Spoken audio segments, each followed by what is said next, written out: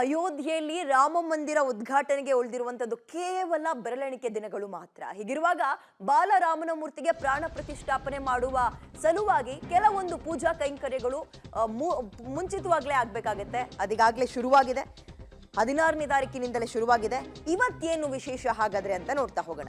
ಅಯೋಧ್ಯೆ ರಾಮ ಮಂದಿರವನ್ನ ಬಾಲರಾಮನ ಮೂರ್ತಿ ತಲುಪಿದೆ ಈಗಾಗಲೇ.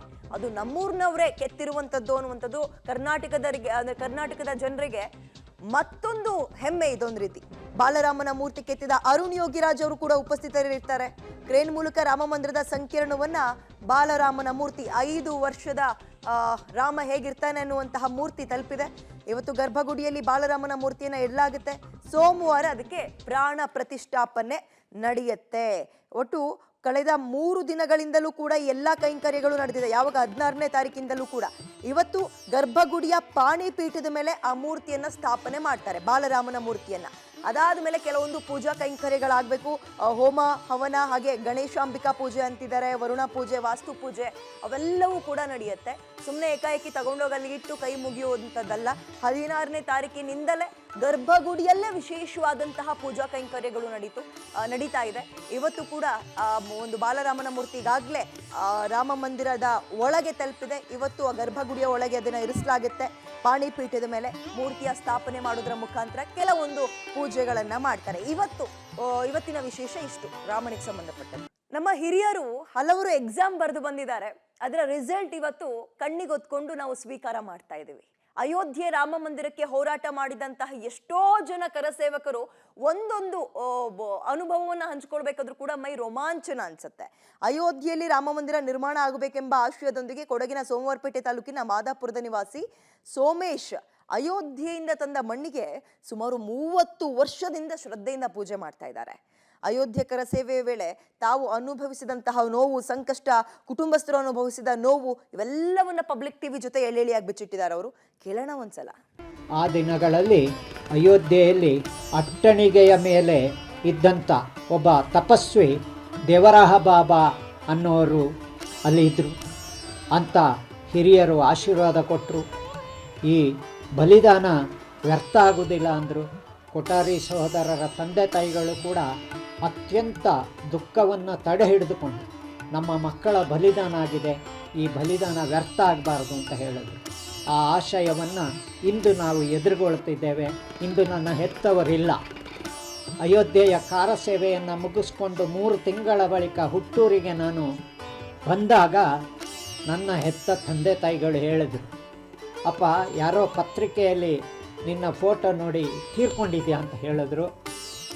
ನಾವು ನಿನಗೆ ಶ್ರಾದ್ದ ಕಾರ್ಯವನ್ನು ಮಾಡಿದ್ದೇವೆ, ಬದುಕಿ ಬಂದಿದ್ಯಾ, ಅವರ ಸಂತಾನ ರೀತಿ ನಿನ್ನ ಬದುಕಿನಲ್ಲಿ ಮತ್ತೆ ನೀನು ಕೊನೆಯ ದಿನಗಳಲ್ಲಿ ನಿನ್ನ ಅಂತ್ಯ ಸಂಸ್ಕಾರ ಕ್ರಿಯೆಗಳನ್ನು ಕೂಡ ಮಾಡುವಂಥ ಅಗತ್ಯ ಇಲ್ಲ ಅಂತ. ಇಂಥ ಎಲ್ಲ ಗಣ್ಯಮಾನ್ಯರ ಸಂತಶ್ರೇಷ್ಠರ ಆಶಯ ಕೈಗೂಡುತ್ತಿದೆ. ಹನುಮಂತ ಹುಟ್ಟಿದ ನಮ್ಮ ನಾಡು ಕರುನಾಡೇನಿದೆ, ನಮ್ಮ ರಾಜ್ಯಕ್ಕೂ ರಾಮನಿಗೂ ಅವಿನಾಭಾವ ಸಂಬಂಧ. ಒಂದೊಂದು ಜಿಲ್ಲೆಯಲ್ಲೂ ಕೂಡ ಒಂದೊಂದು ವಿಶೇಷತೆಗಳನ್ನ ಕಳೆದ 10-15 ದಿನಗಳಿಂದ ನಾವು ನೋಡ್ಕೊಂಡು ಬರ್ತಲೇ ಇದೀವಲ್ಲ. ಇವತ್ತು ರಾಯಚೂರು ಕಡೆಗೆ ಹೋಗೋಣ. ಶಿಲೆಯಿಂದ ಶಿಲ್ಪಿವರೆಗೂ ಅಯೋಧ್ಯೆ ರಾಮ ಮಂದಿರಕ್ಕೂ ರಾಜ್ಯಕ್ಕೂ ಅವಿನಾಭಾವ ಸಂಬಂಧ ಇದೆ. ಎಸ್, ನಿಜಕ್ಕೂ ಹೌದೌದು. ರಾಯಚೂರಿನ ಮಾನ್ವಿ ತಾಲೂಕಿನ ಜಾನೇಕಲ್ ಗ್ರಾಮದ ಯುವ ಶಿಲ್ಪಿ ವೀರೇಶ್ ಬಡಿಗೇರ್ 1 ತಿಂಗಳುಗಳ ಕಾಲ ಮಂದಿರ ನಿರ್ಮಾಣ ಕಾರ್ಯದಲ್ಲಿ ಇವರು ತೊಡಗಿದ್ರು. ಈಗ ರಾಜ್ಯಕ್ಕೆ ವಾಪಸ್ ಆಗಿದ್ದಾರೆ. ಮಂದಿರ ಮಂಟಪದಲ್ಲಿ ಕುಸರಿ ಕೆಲಸಗಳನ್ನು ಇವರು ಮಾಡಿದ್ದಾರೆ. ಪಿಲ್ಲರ್ಗಳಿಗೆ ನವಿಲು, ಹಂಸ ಪಕ್ಷಿಗಳ ವಿನ್ಯಾಸ ಮಾಡಿ ಬಂದಿದ್ದಾರೆ. ಯುವ ಶಿಲ್ಪಿ ವೀರೇಶ್ ಬಡಿಗೇರ್ ನಮ್ಮ ಪಬ್ಲಿಕ್ ಟಿವಿ ಜೊತೆ ಮಾತಾಡಿದ್ದಾರೆ. ಹೇಗೆ ತಮ್ಮ ಸಂತಸವನ್ನ, ಹೆಮ್ಮೆಯನ್ನ, ಖುಷಿಯನ್ನ ಹಂಚಿಕೊಳ್ತಾರೆ ಕೇಳೋಣ. ಇಡೀ ದೇಶ ಮಾತ್ರವಲ್ಲದೆ ಇಡೀ ವಿಶ್ವದ ರಾಮ ಭಕ್ತರು ಎದುರು ನೋಡ್ತಿರ್ತಕ್ಕಂಥ ದಿನ ಜನವರಿ 22. ಅದು ಅಯೋಧ್ಯೆಯ ರಾಮ ಮಂದಿರದ ಉದ್ಘಾಟನೆ. ಆ ರಾಮ ಮಂದಿರಕ್ಕೂ ರಾಜ್ಯಕ್ಕೂ ಅವಿನಾಭಾವವಾದಂಥ ಸಂಬಂಧ ಇರುವಂಥದ್ದು. ಶಿಲೆಯಿಂದ ಶಿಲ್ಪಿಯವರೆಗೂ ಕೂಡ ಒಂದು ಅವಿನಾಭಾವ ಸಂಬಂಧ ಇದೆ.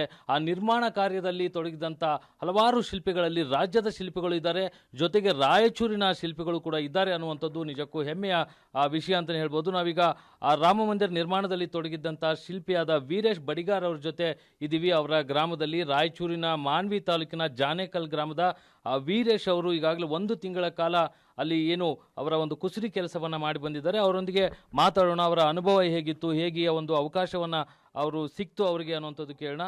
ವೀರೇಶ್ ಅವರೇ ಹೇಳಿ, ಈ ಒಂದು ಅವಕಾಶ ನಿಮಗೆ ಏನು ಸಿಕ್ತು ಮತ್ತು ಅಲ್ಲಿ ಏನೆಲ್ಲ ಕೆಲಸಗಳನ್ನ ಮಾಡಿದಿರಿ? ಸರ್, ನಾವೀಗ